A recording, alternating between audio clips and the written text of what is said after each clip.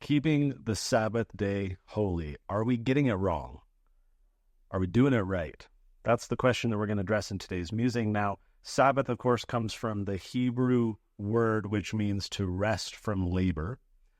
And the word holy, the holy Sabbath, right? The word holy means to dedicate something to God, to make it sacred.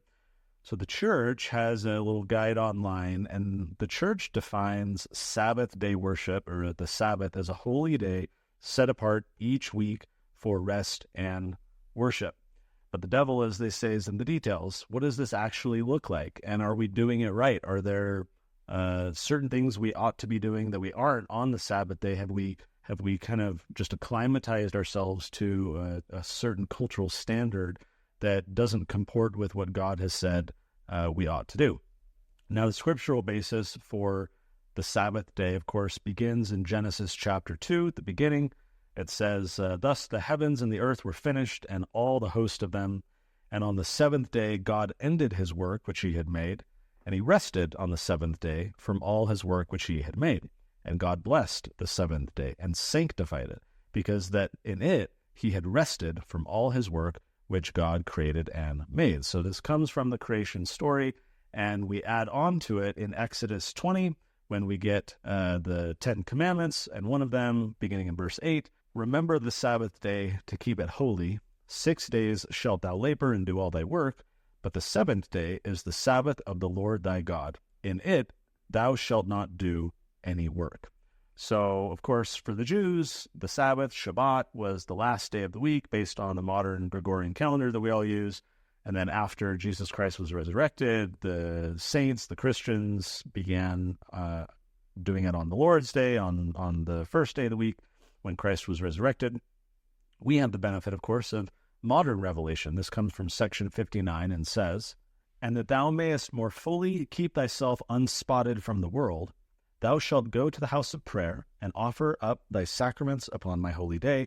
For verily this is a day appointed unto you to rest from your labors, and to pay thy devotions unto the Most High.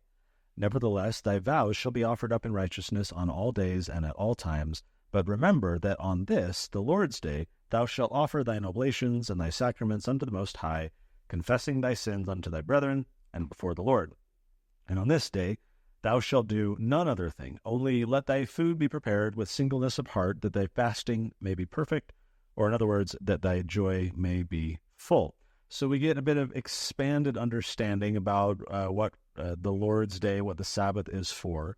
Now, what's this question of resting from your labors, or doing your work on the 6 days but not doing work on the seventh day? What is work? What is labor? Of course, Exodus 20 says to do no work on the Sabbath or make anyone else do work either.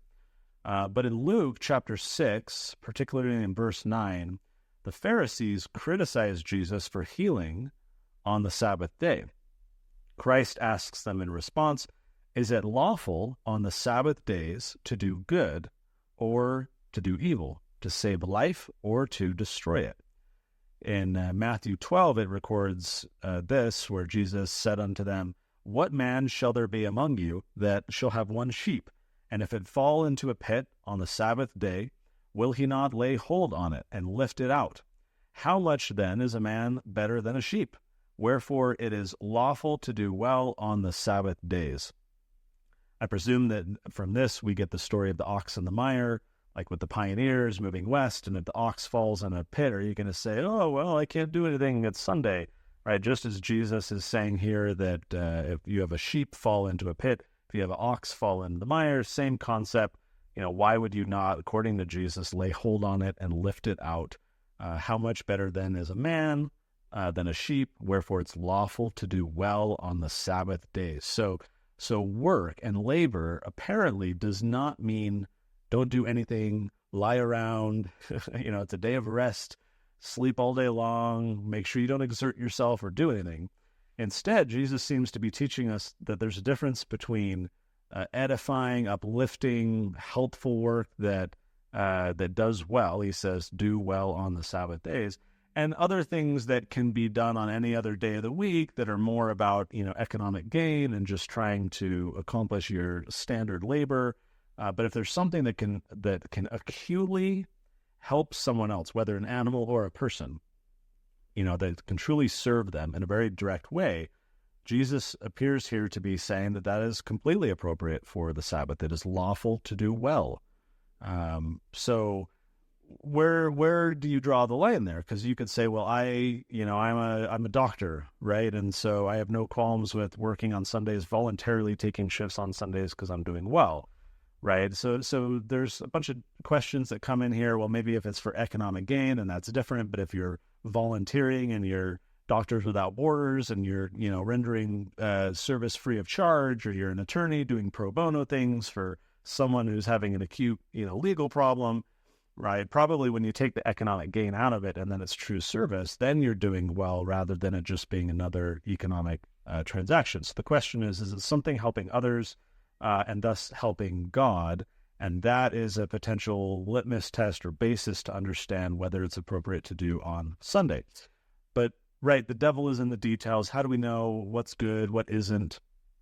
Can we benefit from having a list of do's and don'ts? Well, President Kimball had a sort of list that he came up with.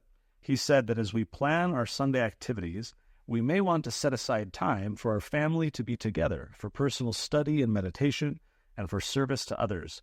We might want to read the Scriptures, conference reports, and church publications, study the lives and teachings of the prophets, prepare church lessons and other church assignments, write in journals, pray and meditate, write to or visit relatives and friends, write to missionaries, enjoy uplifting music, have family gospel instruction, hold family council meetings, build husband-wife relationships, read with a child, do genealogical research, including the 4-generation program and family or personal histories, sing church hymns, read uplifting literature, develop our appreciation for the cultural arts, plan family home evenings, study and activities, plan other family activities, friendship non-members, fellowship neighbors, visit the sick, the aged, the lonely, hold interviews with family members. So quite a long list here of things that President Kimball is suggesting would be us doing well on the Sabbath, as Jesus said. Things that involve service, that involve the gospel, that involve consecrating ourselves, and in particular, one day a week for activities that are helping build the kingdom, building up others, testifying of God. And so kind of an interesting list of suggestions of like, okay, well, what do I do on Sunday rather than not do things? Think of the word of wisdom. We always focus more perhaps on the thou shalt nots rather than on the thou shalts, the proactive things that we ought to be doing. It's easy just to say, oh, I'm Mormon, I don't do that, right? I don't smoke and I don't drink and it's easy to focus on the thou shalt nots, but are we focusing on the thou shalts, the things that we ought to do? Keeping the Sabbath day isn't just about not doing certain things, it's about doing well on the Sabbath. So President Kimball offers a list. President Benson added on to that. He suggested engaging in activities that contribute to greater spirituality, attending essential church meetings in the house of prayer. You can acquire spiritual knowledge by reading the Scriptures, church history, and biographies and the inspired words of our church leaders. Rest physically, get acquainted with your family, relate scriptural stories to your children, and bear your testimony to build family unity. Visit the sick and aged shut-ins, sing the songs of Zion and listen to inspiring music, pay devotions to the Most High through prayer, personal and family prayer, fasting, administration, and Father's blessings, prepare food with a singleness of heart, simple meals prepared largely on Saturday. Remember that Sunday is the Lord's day, a day to do his work. So, like President Kimball, President Benson offering a list of potential things that we can do to try and edify ourselves and others and focus on positive things that we can do on the Sabbath. Now, President Benson, for his part, also added a list of don'ts, things that he suggested staying away from on the Sabbath day, including overworking and staying up late Saturday so that you're exhausted the next day, filling the Sabbath so full of extra meetings that there's no time for prayer, meditation, family fellowship, and counseling, doing gardening and odd jobs around the house, taking trips to canyons or resorts, visiting friends socially, joyriding, wasting time, and engaging in other amusements, engaging in sports and hunting wild animals, reading material that does not contribute to your spiritual uplift, shopping. And so here he's coming up with a list of recommended don'ts. Now, you and I might even potentially quibble with some of those. For example, taking trips to a canyon, right? I think many people, myself included, feel that they can connect with the divine very well when they're in nature and can appreciate, God's gifts. And so our family on occasion has gone on not strenuous, but very light hikes to go see a waterfall or, a lake or something, and just walk through nature and enjoy that time together in God's creations. Whereas President Benson here is suggesting, maybe not doing that because he lumps that in with an amusement. So this is where we get kind of nitpicky and say, well, no swimming in pools, right? I remember growing up, that was, a rule that some of my friends had. I think my family even had at one point because we had a pool in the backyard growing up in San Diego. And there was this rule of not, swimming on the Sabbath. Well, is that just because sometimes swimming with a bunch of boys can get rowdy and then you're just shouting and playing? That's understandable. But what if you just want to relax on a floaty and read a book? Is it that you can't go in the pool at all? Can you not just sit in a corner and relax with the book or even your scriptures, but, be in the pool? Or if you're at the beach, that you can't go in the water, right? And so some people have started to get these cultural add-ons where it's no water, no swimming and things like that, playing games and other stuff on the Sabbath. That's where lists like these, I think, can sometimes get dangerous because they get a little nitpicky, they get a little pharisaical, and you set these hard rules that are more about the letter of the law rather than the spirit of the law. And like the Pharisees, we tend to fixate on and focus on the superficial, and you lose the substantive and the spiritual. President Hinckley, regarding shopping as an example, since that was last on President Benson's list, President Hinckley said, there isn't anybody in this church who has to buy furniture on Sunday. There really isn't. There isn't anybody in this church who, with a little care and planning, has to buy groceries on Sunday. You don't need to make Sunday a day of merchandising. So again, this idea of if it's normal daily stuff, save it for other days of the week. But as Exodus 20 says, don't work or make other people work. Now, that's nice. We have some church leaders offering some do's, some don'ts. The real do's and don'ts, as I see them, come directly from the revelation that Joseph received in section 59 that we read earlier, this added revelation and clarification about the Sabbath day. So if we go back and read through those, what we'll find is this very specific list of things that we're told to do on the Sabbath day. The first is to go to your house of prayer, go to church. The second is to offer up your sacraments. So participate in the sacrament and offer service, to rest from your labors. That part is very clear, to avoid, your traditional Monday through Friday type of work or housework and other things, the things that you normally do any other day of the week. Rest from your labors. Pay your devotions to God. Of course, that can be broadened into a number of things, including, I would argue, being in nature. So pay your devotions to God. Another one is to offer your oblations, is what it says. That's an offering or a sacrifice. So that could be serving other people, I think. It also talks about confessing your sins to your brothers and to God, presumably to be reconciled with those that you've sinned against, and so that you can be reconciled with God. And so an opportunity for forgiveness, for communicating with people who have hurt you or who you have hurt, trying to repair and rebuild relationships and strengthen relationships. So confessing your sins, and then if you've fasted, then to prepare your food with singleness of heart. Now, those are the do's, the things that we're told specifically to do on the Sabbath day. What about the don'ts? Well, the only thing that it says in section 59 is don't do any other thing than the things that it says to do. So that means, don't do it if it's not on the list of to-dos. It doesn't get through this nitpicky list of don't go shopping, but online is okay because you're just hitting a few buttons, but then don't go in person to a store. It's not getting into any nitpicky stuff. It just says don't do any other thing. Then go to church, serve others, pay your devotions to God, confess your sins. So it's a very simple list that can be, I think, an umbrella for a bunch of other reasonable activities that can fit under one of these categories. But it's very interesting that it doesn't get into this list of, here's what you ought not to do.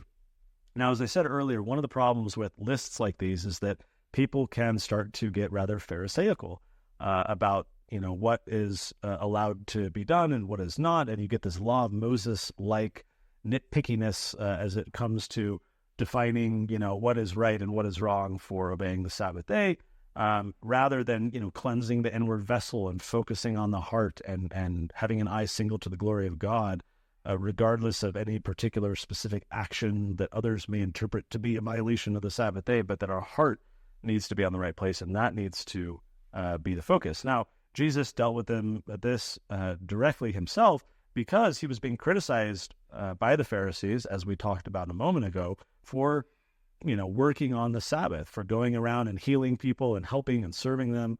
And so the Pharisees were complaining. He's getting criticized for it. So this is where in Mark 2, we get the scripture where Jesus says that the Sabbath was made for the man and not the man for the Sabbath. I'm going to say that again. The Sabbath was made for man and not man for the Sabbath. So we typically interpret this to mean that the Lord has given us this day as a blessing, as a gift, as a day of rest to be able to focus on ourselves. But man was not made for the Sabbath. The Sabbath is the means to the end being our own spiritual edification. The Sabbath is a means to that. We are not a means to the end of the Sabbath and making sure that the Sabbath is this amazing, perfect, thing that we've not compromised in any way. The Sabbath is a tool, right? But we are the intended beneficiary. The Sabbath was not, man was not made for the Sabbath. Now, the Joseph Smith translation adds a little bit here that is not in the original Bible, which gives it some additional important context. So right after Jesus says the Sabbath was made for man and not man for the Sabbath, he continues, "Wherefore the Sabbath was given unto man for a day of rest, and also that man should glorify God. For the Son of Man made the Sabbath day, therefore the Son of Man is Lord also of the Sabbath."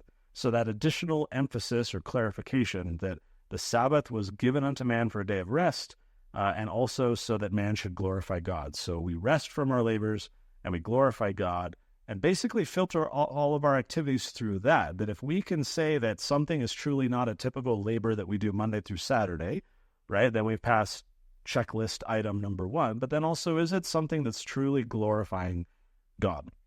And so whatever makes us feel closer to the Lord, that's what we do. Our end, our purpose is not to obey every little jot and tittle of the law like the Pharisees and judge, is this okay and that okay, and is this allowed, but then not that, can we play this type of game, but not that one, or we shouldn't engage in sports, but can I watch sports, right, and all those little things. The real question is it resting from things that we do Monday through Saturday, and is it glorifying God? And remember in the beginning of section, I think it was 59, let me pull that up. Yeah, so at the beginning of section 59, where we get this modern revelation, the beginning of it talks about how we are given the Sabbath. Why? To be unspotted from the world. So the question is, on the Sabbath, are we doing worldly things, or are we not? If the purpose is to help us be unspotted from the world, you would presume then that the Sabbath, we ought to be doing things that will help us become unspotted from the world, that we're not doing worldly things, that we're resting from all of our worldly type labors, and that we're focusing on things that truly, sincerely glorify God. And that becomes the litmus test, just this very simple analysis that we don't have to get into the nitpickiness. I think things become fairly obvious if we're trying to justify a certain activity because it's what we did all growing up, or it's what we want to do, or our friends are doing it, or whatever the case may be. It's a really simple question. Is this something that we typically do that's part of our labor Monday through Saturday? And is this something that truly glorifies God? It's a very simple test, I think, to determine if we are, in fact, keeping the Sabbath day holy. Now, what does that mean at the end of the day? How does this work, that the Sabbath was made for the man? What does that mean? Here's a little clip from President Nelson that I liked talking about this. What did the Savior mean when he said that the Sabbath was made for man, and not man for the Sabbath? I believe he wanted us to understand that the Sabbath was his gift to us, granting real respite from the rigors of daily life and opportunity for spiritual and physical renewal. God gave us this special day, not for amusement or daily labor, but for a rest from duty with physical and spiritual relief. So physical and spiritual relief, right? Resting from your labors, that's physical relief, glorifying God, getting spiritual relief, helping us become unspotted from the world by focusing on, consecrating our time and energy that day to God, just one day a week. So I liked how he put that.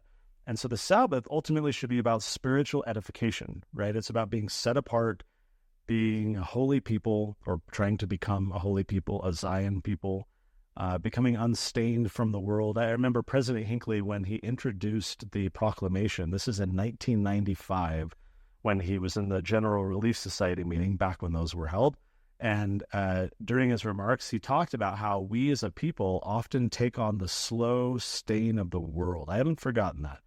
That made a big impression on me, that it's not like, it's the flaxen cord, right? It's one little strand at a time. It's not all of a sudden I want to be worldly and all of a sudden I'm going to do all these things. No, that it's this very slow and steady stain. President Hinckley said the slow stain of the world, that he talked about, that we're enticed to take on that slow stain of the world. So if the goal of the Sabbath is to help us be unspotted from the world, unstained, right, then the question is, we have to do the things that will bring us physical and spiritual relief, as President Nelson says. Our problem is, as Elder Maxwell once said, we often like to have one foot in Babylon. We like to keep, he had a quote where he said, we like to keep a summer cottage in Babylon that we can occasionally visit when we want, right? To kind of hedge our bets and still like, oh yeah, no, I'm here, in God's kingdom and I'm focused here, but occasionally I'm going to go, visit the summer cottage. I also find it striking that in section 59, when talking about the Sabbath day, in verse 11, it says, "Nevertheless, thy vows shall be offered up in righteousness on all days and at all times." So ultimately, these principles are for everyday living, about glorifying God and acting in ways that make holy our work, our labor, where we apply our energy, our communications, our activities, right? So our vows shall be offered up in righteousness on all days and at all times. So this isn't just on Sunday I'm going to be good, and then Monday through Saturday I'll do whatever I want, obviously. But at a minimum, it's one day a week to be holy. And if we're consecrating our lives to have our eyes single to the glory of God, then it becomes easy to do one day a week, because we're trying to do those same types of activities that glorify God on every single day of the week, even if on those days we're not necessarily resting from our labors, but we can still make sure that that we're still kind of spiritually in tune and offering up, as it says, our vows in righteousness each day of the week. So I have a question for you in the comments that I'd love to get your input on as we think about where you draw the line and how you figure out what is right and what is wrong. The question that I have for you is, how do vacations mix into this? Both when I was growing up, going on vacations with my family, but then also now having a family of my own, going on vacations. It's always an interesting discussion when it comes to travel and what you do. Do you make sure to, without question, go to church in the location that you're at, even if you have to adjust your itinerary and inconvenience yourselves to be able to get to a church there, since on the Sabbath day we're commanded to go up to your house of prayer, right? Do you make sure that, if you're on vacation on a Sunday, that you're still only doing these things, or is there kind of an asterisk or a loophole or an exception, or how does your family deal with that? How do you think about that? Because that to me is an interesting question that I see a wide variety of interpretation and how people are actually implementing, if they are trying to implement this law and abide by it.